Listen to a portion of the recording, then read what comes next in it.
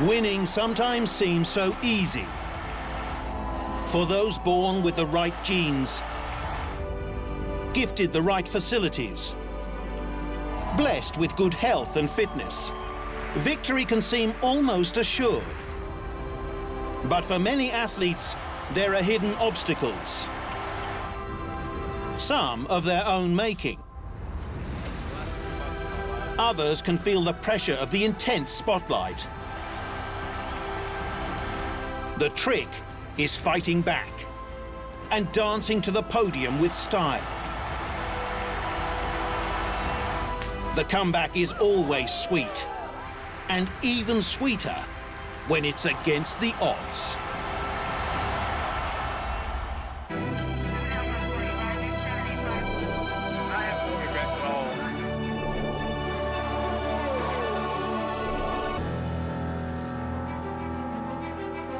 And the world will bow and admit that I am the greatest of all time. He grew up idolizing Muhammad Ali, which explains some of the idiosyncrasies of Zlatan Ibrahimovic, football superstar, entertainer, hero to some of the world's biggest clubs and his native Sweden.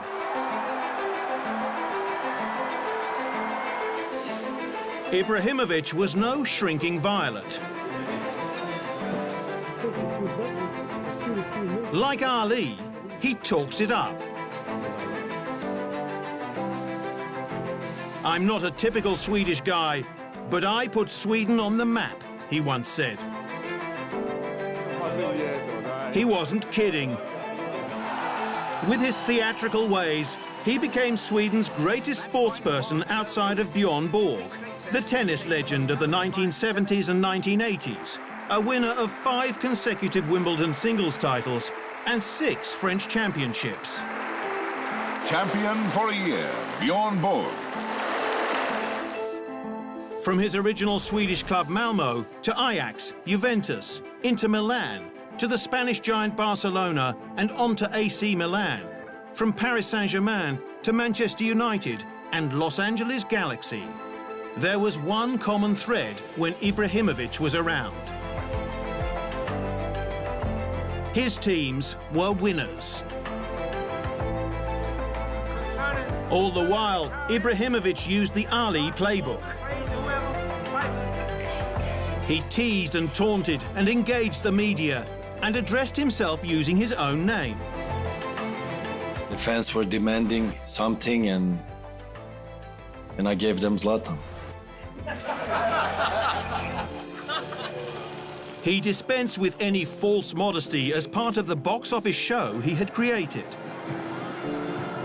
I liked Muhammad Ali, the way he was, the way he performed, the way he was talking, the way he was moving, the way he responded to the critics, to whoever talked. And that was my inspiration, because I said, like, that is exactly how it should be, and that is who I want to be. Even at 37 years of age, he was named the best player in American Major League Soccer at the ESPY Awards in 2019. He aimed to make a name for himself, and he surely has done just that. For me, I saw the world.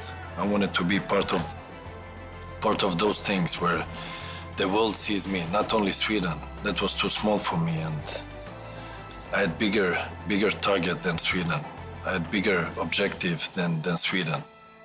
Sweden was my breakfast. After the break, what made Zlatan a true champion?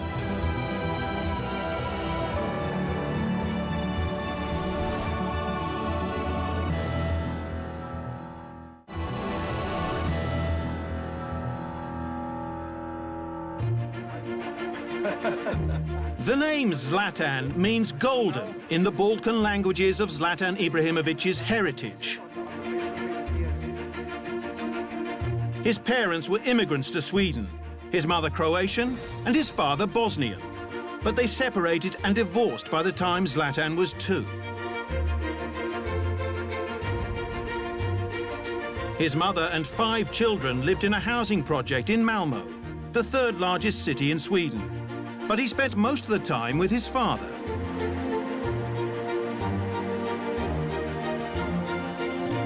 Ultimately, it was football that gave him his escape. I wanted to stand up to the whole world and show everybody who doubted me who I really was. And I couldn't imagine anyone who'd be able to stop me. Zlatan Ibrahimovic got a taste for success and promptly began devouring it.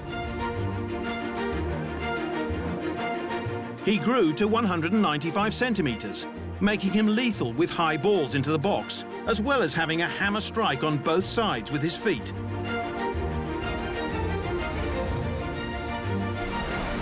He was quickly snapped up by the big Dutch club Ajax and won 2 league titles as well as a cup and a Super Cup there between 2001 and 2004. At Inter Milan from 2006 to 2009, he was part of 3 straight Serie A titles, confirming his reputation as a big-time player. In 2005, he won the first of a phenomenal 11 golden balls as Sweden's best footballer. And he moved on to represent his country at the 2002 and 2006 World Cups, ultimately captaining Sweden and becoming the country's all-time leading goalscorer. It was in Swedish colours that he scored arguably his greatest ever goal. A piece of Zlatan magic that sums up his maverick ways and his genius for seeing the game ahead of others. It was against England in a friendly in 2012 at Stockholm, and the English goalkeeper Joe Hart had come out of the box, ostensibly to clear the ball. Ibrahimovic summed it up perfectly as he intercepted the football, leaping into a bicycle kick over his head and perfectly placing the ball into the vacant goal from 35 metres.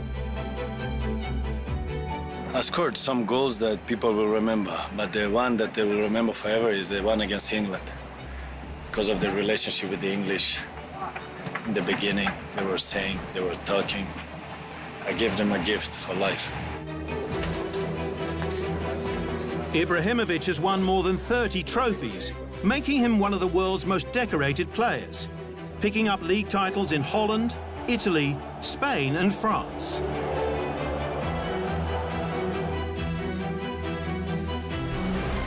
Some of his greatest football was played in 4 years at Paris Saint-Germain, where he became its greatest goalscorer and won 4 straight league titles.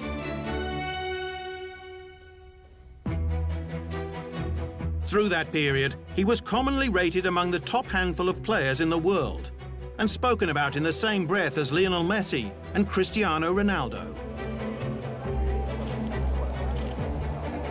His only flat spot was at Barcelona in 2009-10, where he did not get along with Messi, nor fit into the culture under manager Pep Guardiola. It lasted only 1 year, although Barcelona again won La Liga. Guardiola wanted humility, but that was not the Zlatan style. He believed the players were being treated like schoolboys. The best footballers in the world stood there with their heads bowed, and I didn't understand any of it. It was ridiculous. Not that it was always all about him. Ibrahimovic stripped off his shirt after scoring for PSG against Cannes in 2015 to reveal 50 temporary tattoos, naming different people suffering from starvation. Later, he revealed that his decision, which cost him a suspension from the following game, was to support the United Nations World Food Programme. When I was young, I didn't have a full fridge home and was empty. I wrote it also in my book. My father worked a lot where there was different conditions, but only there I felt how it was. So imagine the hunger out there, what kind of problem it is. Zlatan Ibrahimovic is a hero to football supporters all over the world. A man with almost 40 million Instagram followers. He has never slumped into the robotic ways of some modern professional athletes, spitting out cliches for the public. When he signed to play in the American MLS for the Los Angeles Galaxy in 2018, he promptly took out a full-page newspaper advertisement. It read, "Los Angeles, you're welcome." As ever, he backed up his words with a crazy goal from long range in his first game and 35 goals in 42 league appearances in his debut year. Wherever I went, I won. It's no secret, and I played in many clubs, and I played in the best clubs in the world, different countries. I think it's in my DNA that I'm winning my trophies, just different place, but same Zlatan. He came to America with an incredible trophy collection that included 13 league titles in 4 countries, 11 Super Cups, 7 League Cups, and 2 International Cups. Love him or otherwise, it's the record of someone very special. That is number 500 for Zlatan Ibrahimovic, and only he can get to 500 in that way. Coming up on Against the Odds, the studious, the clinical, the brilliant Arsene Wenger.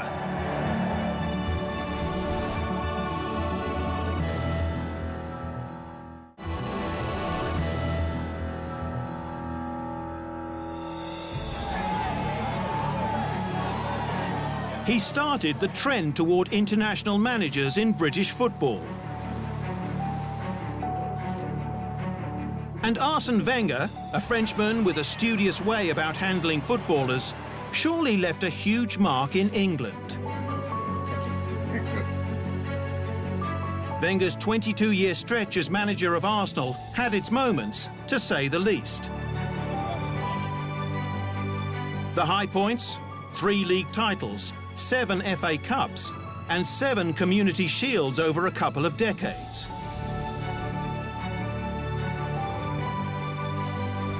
His 2003-04 team went undefeated in the English Premier League, only the 2nd team in league history to do so, and the first since Preston North End went unbeaten in 27 league and cup games way back in the 1888-89 season.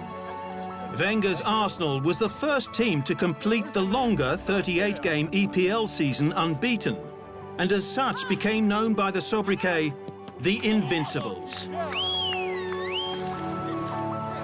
Ultimately, across 2 seasons, Arsenal went 49 games unbeaten, another record. For this fact alone, Wenger established himself as a football legend.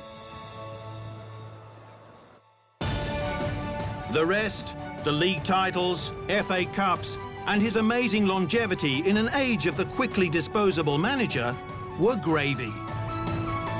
Well, I think he changed the face of English football. I think, you know, he was one of the pioneers of foreign managers coming into the Premier League, and you know, he helped build an incredible side. You know, the Invincibles of Arsenal's side. He brought to the Premier League world-class players. He showed players a different direction in terms of looking after themselves, professionalism, took it to another level, and I think that was he was the pioneer in that regard. Arsene Wenger was born in Strasbourg, France, and had a moderate playing career.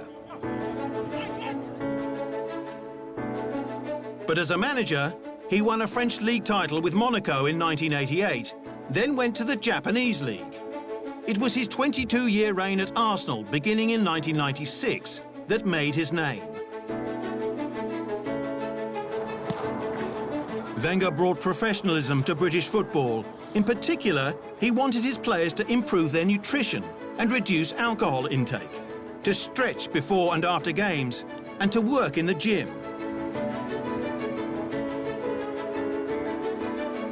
He declined the traditional post-match drink shared by the opposing managers. An economics graduate, the newspapers like to call him La Professeur. There was scepticism in football circles, summed up by the response of Sir Alex Ferguson, the legendary Manchester United manager.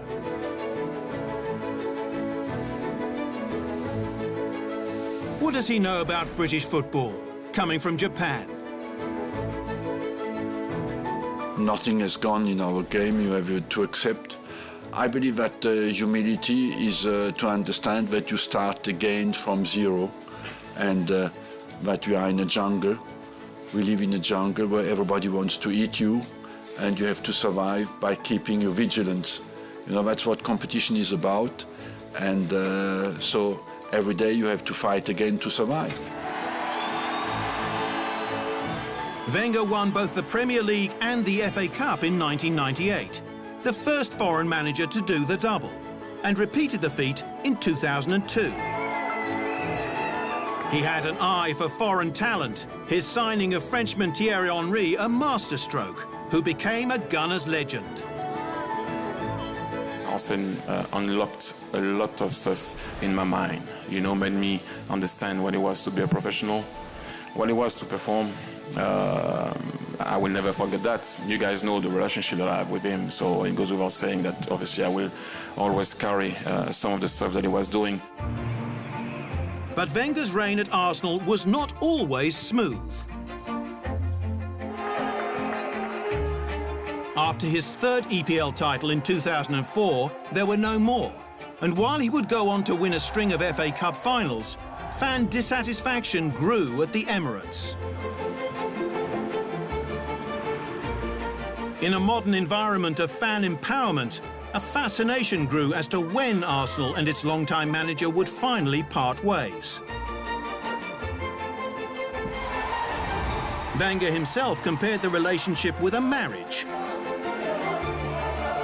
I rule nothing out because I want to work and I want to do well, but I accept as well that it can finish tomorrow. You know, that's it's a love story, and the love story you expect it always to last forever, but you know it can stop every day. Arsenal's trophy drought extended from 2005 to 2014. A fan protest ensued. The handwritten signs that bobbed up in far-flung places and the hashtag on social media were blunt.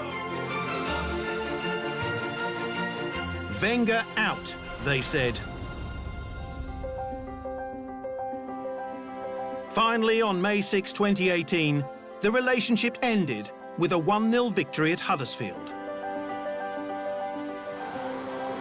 Wenger, who'd copped more flack over more years than perhaps any other manager or coach in any sport, took an impromptu bow to the crowd. The hashtag had changed.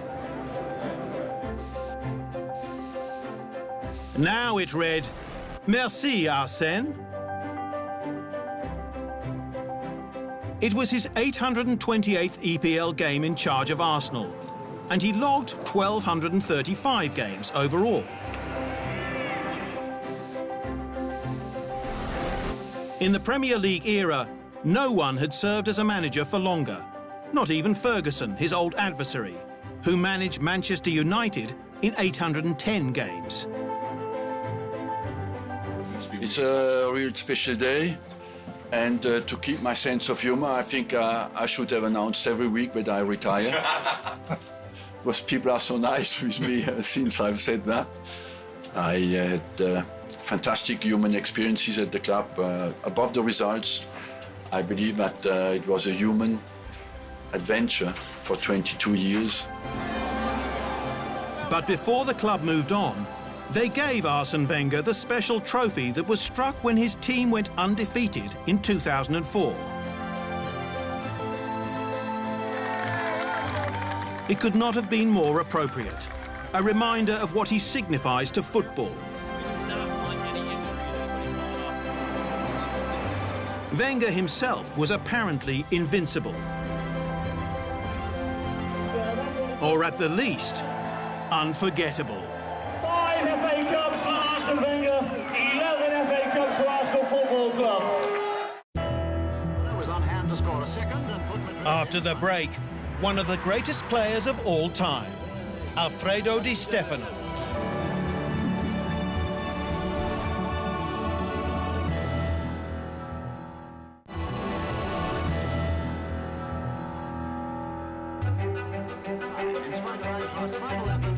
When lists of the greatest footballers of all time are made, Alfredo Di Stefano inevitably sits near the top.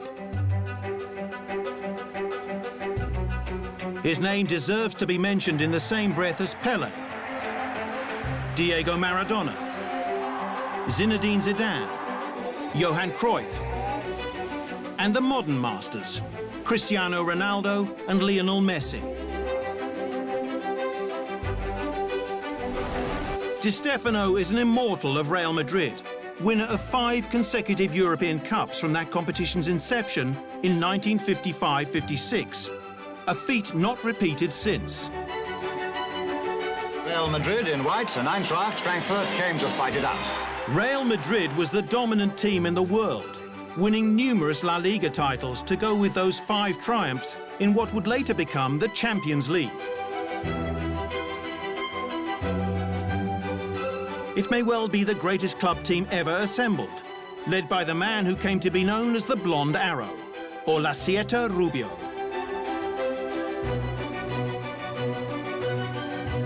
Di Stefano scored in all 5 of those European Cup finals. The last of the 5 against Eintracht Frankfurt in Glasgow was played before 120,000 fans and goes into the history books because of the scoreline. 7-3. 3 minutes later, Di Stefano was on hand to score a second and put Madrid in front. Di Stefano scored a hat-trick, and by now he had been joined by the great Ferenc Puskás up front for Real.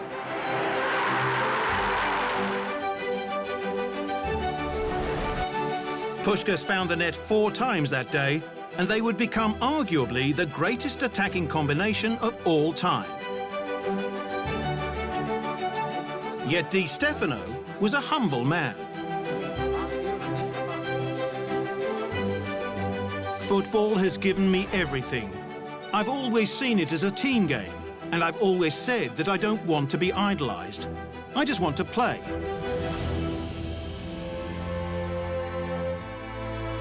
But he turned the fortunes of Real Madrid, which had not won Spain's La Liga for 20 years, until he inspired Los Blancos to the 1954 title as leading scorer.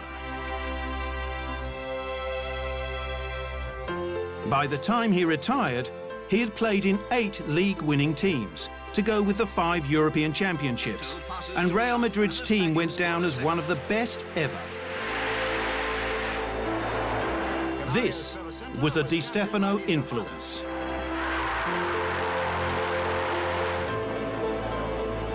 Ironically, for all his triumphs at club level, he never played in a FIFA World Cup. Di Stefano was Argentinian by birth, having grown up playing football in the streets of Buenos Aires. Having taken up Spanish citizenship, he joined the national team, but Spain missed the World Cup finals in 1958. And in 1962, when he was part of the qualifying matches, he was injured and could not play in the finals. But he was twice winner of the Ballon d'Or, when it was set aside for European Player of the Year, and when a FIFA Team of the Century was named to coincide with the 1998 World Cup finals, Di Stefano was in it. When he died in July 2014, aged 88, the King of Spain was among the many mourners in Madrid. I've never seen a player like him. I don't want to devalue the others. There are very good players. But what Di Stefano left here it is, and never has been repeated. Look at all the trophies that Di Stefano won for Real Madrid and for himself. Real Madrid and Spain had lost a true champion. Alfredo Di Stefano Alfredo Di Stefano is Real Madrid. His alliance with this club helped create the greatest football story. He was decisive, he was definitive, and he changed this institution's destination. When this country was crossing the greatest difficulties, Alfredo Di Stefano and his colleagues became the biggest hopes and dreams generators.